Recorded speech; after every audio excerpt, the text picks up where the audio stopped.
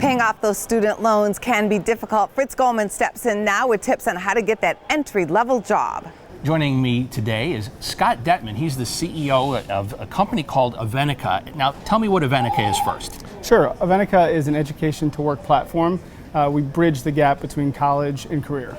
So you have a lot of experience then with the first job out of college. Obviously, that's your business. So tell me exactly, we've heard that the job market is extremely tight. What about that first job out of college? How's it looking?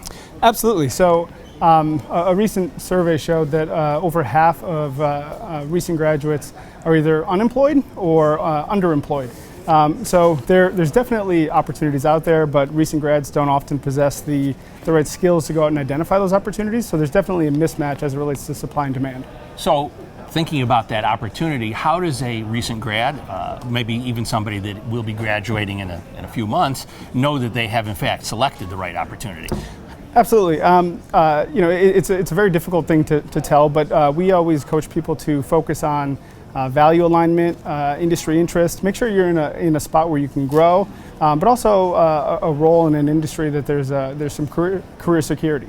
Okay, so thinking about employer side of this equation, what can they do to facilitate this and make sure that they're getting the right candidates coming through their doors? Yeah, well, I mean, I'm a bit biased, but I would say partner with a firm like Avenica.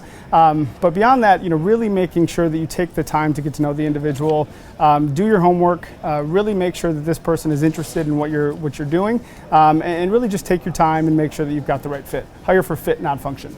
So if you were, for example, in a hiring position, what would you do to, number one, ensure you're getting those candidates, and once they're in your organization, to ensure that they're really growing into the right direction, and perhaps, though, maybe the ones that aren't, weeding them out?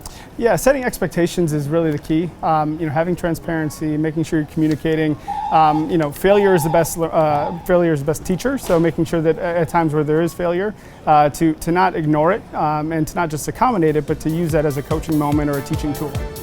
Scott, thanks for joining us today. Thank you. Glad to be here.